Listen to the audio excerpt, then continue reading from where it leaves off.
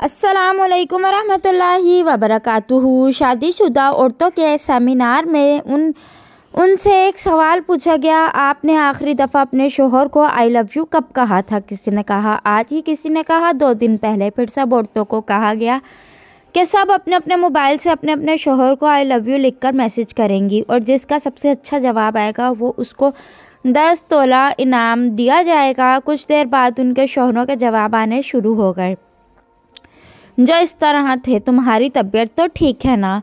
घर का खर्चा ख़त्म हो गया क्या? कहीं तुम मायके तो नहीं जा रही हो?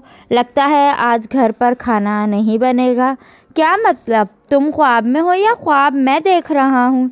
बबलू की शादी में किसी की ज्वेलरी पसंद आ गई क्या? ऑफिस में इतनी टेंशन है और तुम्हें आशिकी सूझ रही है। कितनी बार कहा है सीरियल मत देखा करो, आज फिर गाड़ी ठोक दी क्या? फाइनल जिसको 10 तोला सोना इनाम मिला उसका जवाब बड़ा खतरनाक था, I love you too but who are you? Friends, अगर स्टोरी अच्छी लगे तो चैनल को सब्सक्राइब करें, बेल आइकन को प्रेस करें। मिलते हैं नेक्स्ट वीडियो में, तब तक के लिए अल्लाह हाफिज़।